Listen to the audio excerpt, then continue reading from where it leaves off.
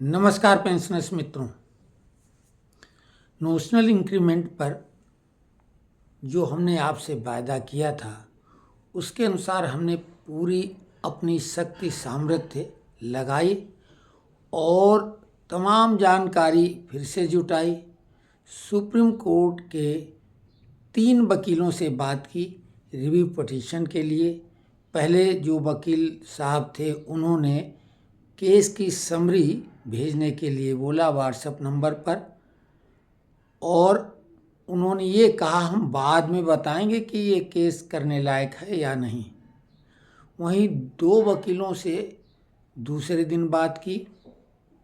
उनके नंबर भी ग्रुप में मौजूद हैं तीनों वकीलों के, क्योंकि वो कैट से हाई कोर्ट से लेकर सुप्रीम कोर्ट तक देखते हैं। लेकिन जो पहले वाले वकील साहब हैं वो केवल सुप्रीम कोर्ट के वकील हैं, तो उन्होंने समरी के लिए बोला। वो समरी हमने द्विवेदी जी के और अपने द्वारा दोनों के सामूहिक प्रयत्न से उनके पास भेजी। और जो 2 वकील साहब हमारे वो पहले से परिचित हैं, लेकिन कभी बात नहीं हुई थी, लेकिन हम उन्हें जानते थे, वो हमें जानते थे नाम से। उन्होंने विस्तार पूर्वक चर्चा की, और चूंकि वो कैट में इस तरह के केस लड़ चुके हैं तो उन्होंने जो चंदेल मैडम वाला लेफ्टिनेंट कर्नल हैं वो केस के बारे में उन्हें जानकारी थी, और उसमें जो 2 अन्य केसों का हवाला है स्पष्ट रूप से कि सुप्रीम कोर्ट अगर एक बार कोई जजमेंट फाइनल देती है तो सिमिलर केस में वही नियम लागू रहेगा। उन्होंने उसका उल्लेख स्वयं किया और बोला बिल्कुल ये मामला तो सही है, लेकिन लग रहा है कि एरियर देने में नानुकुर वाली बात है सरकार की तरफ से, इसलिए रिव्यू पिटीशन आप लगा नहीं सकते हैं। पहली बात तो आप इंटाइटल नहीं हैं।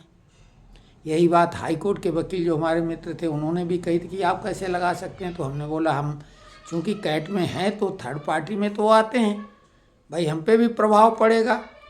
तो पहले वाले सुप्रीम कोर्ट के वकील ने तो बोले ठीक है हम ट्राई करेंगे, लेकिन केस की समरी भेजो। दूसरे वकीलों ने बोला रिव्यू लगाना ही बेकार है।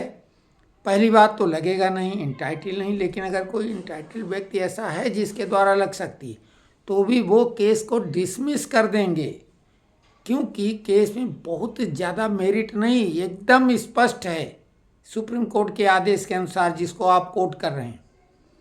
इसलिए वो सुनवाई करेंगे ही नहीं, डिसमिस कर देंगे पहले से, क्योंकि अपने फैसले को थोड़ी वो पलट देंगे। तो कुल मिला के जैसा कि GS राणा साहब और हमारे महेंद्र सक्सेना जी ने भी बोला कि दीक्षित जी अभी केस करने की ज़रूरत ही नहीं है, पहले तो ये एरियर ले लिया जाए और बाद में विचार किया जाएगा। यही हाई कोर्ट के वकील साहब का भी कहना था कि अभी ये जज अपना फैसला नहीं पलटेंगे, चूँकि अप्रैल 2023 वाला फैसला डबल बेंच का था और इसमें शुरुआत तो डबल बेंच की ही थी, लेकिन बाद में एक जज और एंट्री ले गए और ये ट्रिपल बेंच हो गई, ट्रिपल जजों की। इसलिए ये सक्षम बेंच हो गई और अब इसमें बहुत मुश्किल है कुछ होना।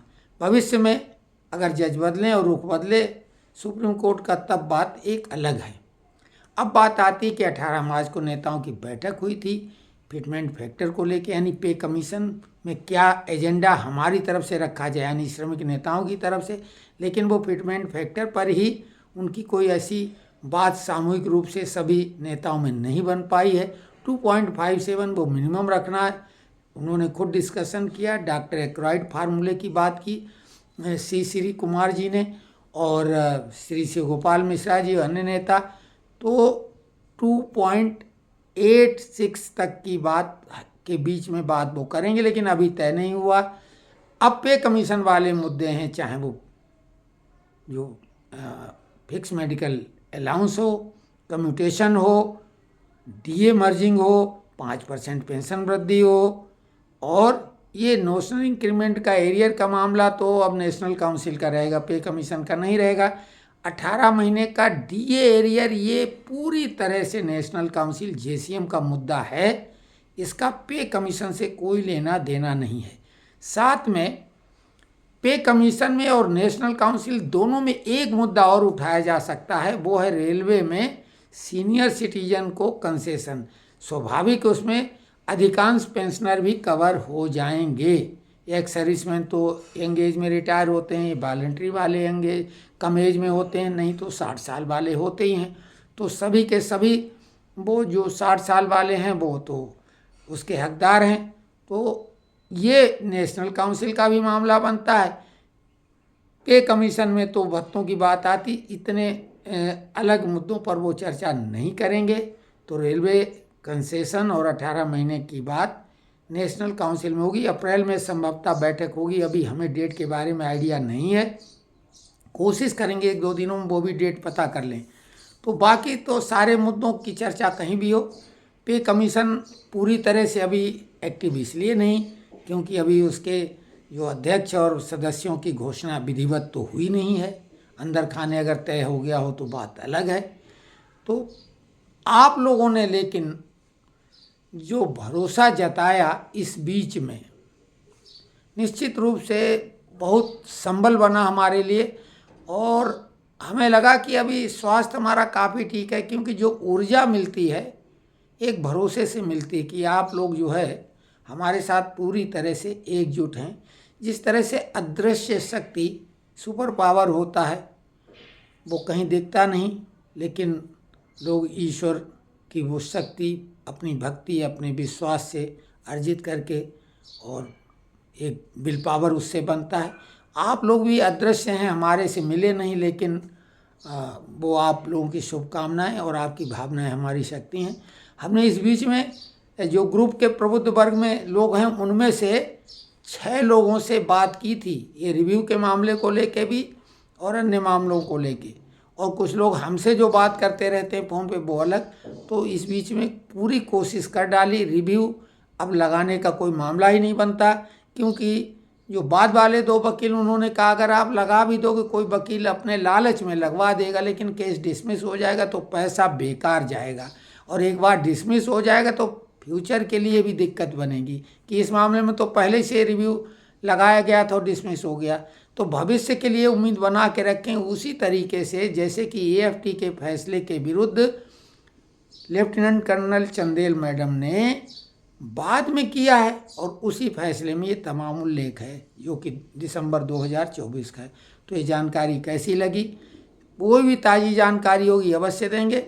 लोग अभी आकलन करके अपना टेबल जारी कर रहे हैं कि इतने %, ये सब क्या मतलब, जब कुछ तय ही नहीं तो टेबल क्या हम लोग नहीं कर पाएंगे। सिंपल सा गुणा वाला फार्मूला है, कौन नहीं कर पाएगा।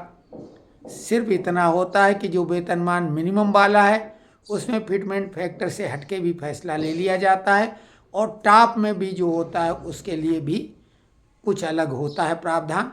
तो लेकिन ज़्यादातर तो फिटमेंट फैक्टर वो कर्मचारियों पे भी लागू होगा और पेंशनरों पे भी, क्योंकि बीच में 1-2 लोगों ने ये भी खबर चला दी कि पेंशनरों के लिए पे कमीशन नहीं, तो ये फालतू बात है। एक बात और, सरकारी कर्मचारी चाहे वो केंद्र का हो, राज्य का हो, पीएसयू का हो, कारपोरेशन का हो, ये नोशनल इंक्रीमेंट वाला मामला सुप्रीम कोर्ट का सब पे लागू होता है, सबको ये होगा।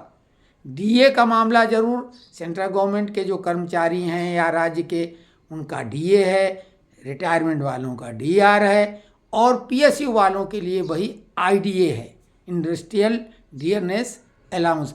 बाकी कोई ज़्यादा फर्क नहीं है। हमारा पे कमीशन 26 में आता है, उनका पे रिवाइज पीएसयू वालों का 27 में होगा, बस इतना ही फर्क है और कुछ नहीं। तो आप लोगों को वाकई में बहुत बहुत धन्यवाद जिन्होंने हमारी हौसला अफजाई की।